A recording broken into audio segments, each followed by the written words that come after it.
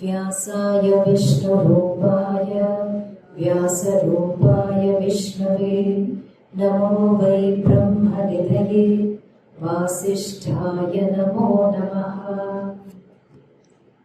So Namaskara to Veda Vyasa, who is in the form of Vishnu, and to Vishnu, who is in the form of Vyasa. Namaskara again and again to him, who is Brahmanidhi and abode of the Vedas, and who stands in the lineage of Vasishtha. The title of my talk is The Vedic Tradition of Ananda. So the Vedic tradition, or Sanatana Dharma as we call it, is Sanatana in the flow of time. In the world of names and forms, it is eternal, it will continue to be so. The Vedic tradition includes our core principles, our way of life, our culture, our vision of reality, and our core practices. Neither Bhagavan Rama, nor Bhagavan Krishna, nor Devi Durga invented the Vedic tradition or Sanatana Dharma. They only re-established it. The Vedic tradition was made possible by Bhagavan Veda Vyaasa. As we all know, he helped codify and organize this knowledge of what was revealed to Ishvara, by Ishvara to different rishis over time. And through the sacred oral tradition, this knowledge has been passed on from one generation to another. So all the way I want to show that this Vedic tradition is a tradition of Ananda fullness. If we look at the Vedas, which include about 20,000 mantras, a good chunk of it are karmas and upasanas. And every karma has karma phala. So people have the power to shape their destiny through their thoughts, words and deeds. And because of the sense of agency and accountability, there is greater sense of power and happiness. The Vedas contain such detailed instructions on karma, on yajna, suktas, hymns to the devatas, upasanas, samskaras. They help us connect with devatas, foster a sense of gratitude and devotion. So, a lot of upasanas are mentioned in the Veda which help us with mantra siddhi, the powers of that particular devata. Then of course there is life guidance. So, the Vedas help us to navigate the complexities of life. Chaturvidha Purushartha, so Dharma, Artha, Kama, Moksha.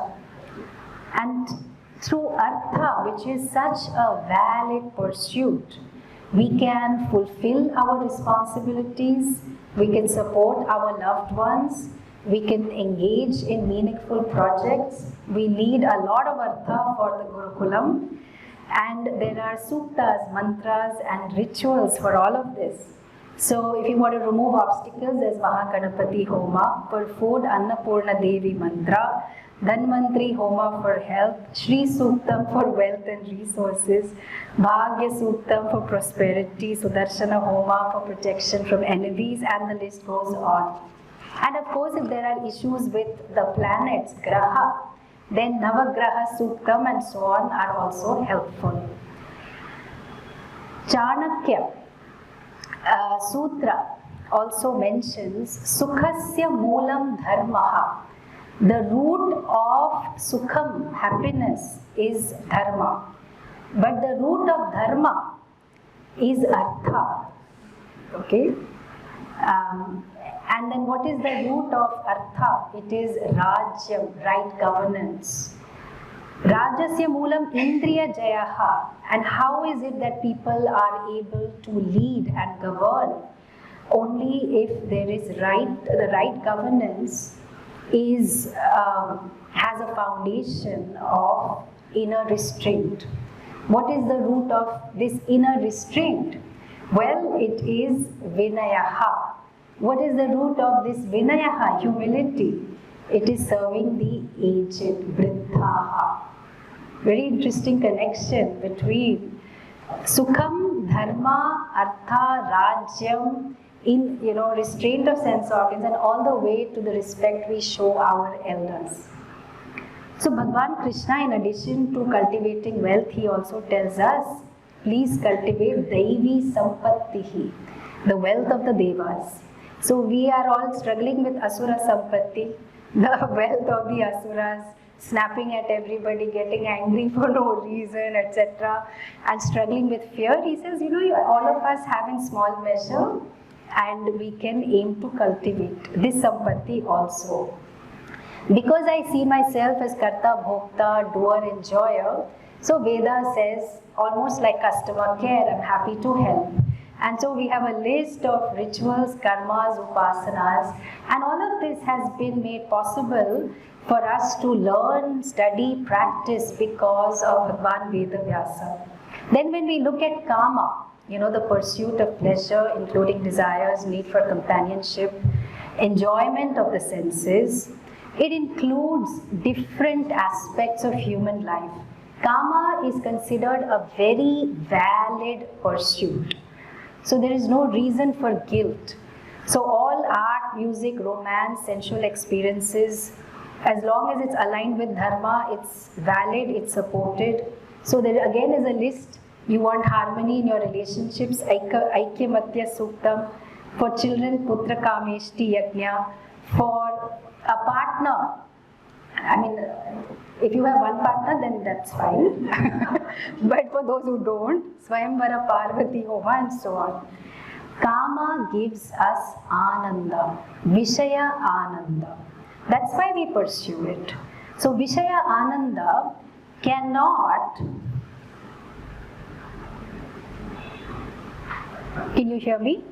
Yeah, step back a bit because I think when you're breathing, the noise is coming. Is this okay? Yeah. Vishaya Ananda cannot give us lasting happiness, but it can create a comfortable life with aesthetic pleasure. In the Taittiriya Upanishad, it is said, Raso Vaisaha Rasagahye Vayallabtvanandi Bhavati. A word for Brahman is Rasaha. A word for Ananda is Rasaha. So Brahman alone is the source of Ananda. The Upanishad calls happiness as Rasa.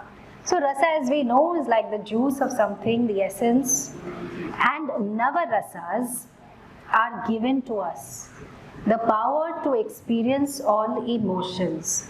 So Shringaraha, love, Shokaha, Bhayaha, Jugupsa, disgust, Shantihi, peace, Virya, valor, Karuna, compassion, Shantihi, peace. Experiencing rasa, all kinds of emotions, makes us very happy. And if you're not convinced, then you will have to explain the popularity of Netflix and Amazon Prime, because we just sign up to see series where you do get scared and you enjoy getting scared. And there is lots of wonder and we enjoy it. So the human heart is meant for all emotion, and there is no emotion to be rejected. And Kama includes this experience of rasa, which is indeed Brahman only. Because in Taittiriya, it is said the one who gains this rasa becomes Anandi. So Brahman alone is rasa, tripti hetu. And of course we will remember in the famous dialogue by Yakevalkya with his wife Maitreyi, Atmanastu Kamaya Sarvam Priyam Bhavati. So everyone, including the husband or the partner and children, are loved for the sake of the pleased self. We know that in this fusion of the subject and object, whatever the object is, there is experience of Ananda.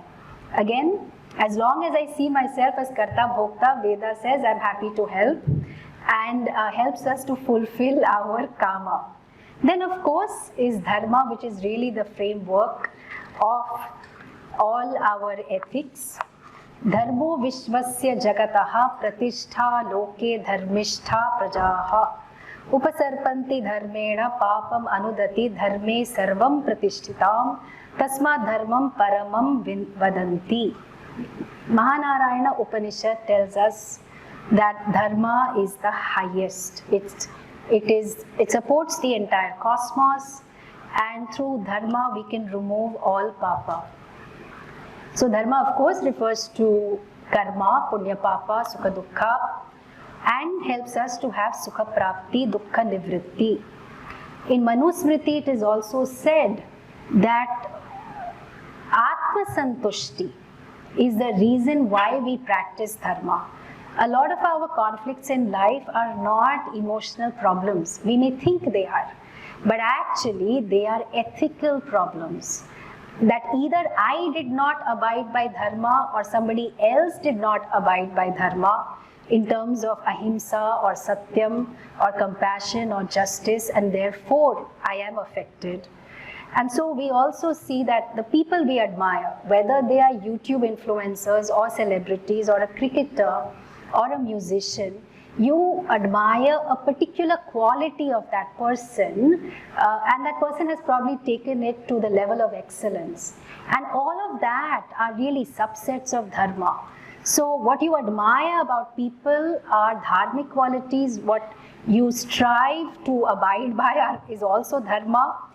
And Dharma promotes a culture of Ananda, what we might refer to as Yogananda. So Yogananda, the whole way you live your life is yoga, not only if you are able to touch your feet, which of course Asana Ananda is also there. And Dharma offers us a framework of connectedness. So our reverential connections with Deva, with the Devatas, with Pitras, our ancestors, with Rishis, with Bhutas, the ecosystem, with Manushyaha, our fellow beings. And this whole modern problem of loneliness is because we do not recognize these connections, we don't honor them enough, and if Dharma becomes the framework, or I'm rather centered in that, and every day, Yatha Shakti, I do what I can to offer to all these 5 factors, 5 sets of relationships, then there is Vishaya Ananda in my life, Ananda born of an object or a person. There is Yogananda, the Ananda of living a life of Dharma. There is Vidyananda, because to earn a living, whatever is our education, or without the education, people still do excellently well. Any kind of discipline that is learnt and which gives so much Ananda, Vidyananda, still they are all limited. And that points us to what the Upanishad says, that every moment of experiential Ananda is just a glimpse of the Brahmananda that you are. And in the dialogue between Bhrigu and Varuna, again Taittiriya, there is a very beautiful mantra. Anando brahmeti vyajanat anandadhyeva khal vimani bhutani jayante anandena jatani jivanti anandam prayantyabhisamvishanti ti saisha bhargavi varuni vidya parame vyoman pratishtita saya evam veda pratitishthati. So through the inquiry that the father asked the son to do, Bhrigu concluded that Ananda, fullness without a sense of lack, the limitless, is Brahman, because all beings have come from Ananda. All beings are sustained by Ananda and all resolve in Ananda. So this of course is, through adequate exposure to Vedanta that one understands this. And so Brahman as Ananda understood, life becomes a joy. I remember in Kedarnath, there used to be Sheila who was from Mangalore. And that time I was a very serious, sincere seeker. And she made a fantastic comment. She said, "Why are you looking like an ass with a secret sorrow?" And we just laughed and laughed, you know. But this can be the problem of serious seekers, okay? So recognizing that Bhrigu says very clearly that Brahman is Ananda, that is you. So that's all about the Veda. I mean, very little about it really. But we have access to the Veda, we can live the teachings of the Veda because of Veda Vyasa, and of course the 18 Puranas. So again, 18 Puranas written by Veda Vyasa, a total of 400,000 shlokas, Bhagavatam, Shiva Purana, Vishnu Purana, and so on. And then when we talk about a Purana, you know, there is a verse which describes what it is. So Sargascha Prati Sargascha Vamsho Manvantarani Cha Vamshanucharitam Chapi Puranam Panchalakshanam. Any Purana is in praise of a deity. It includes the origin of the creation.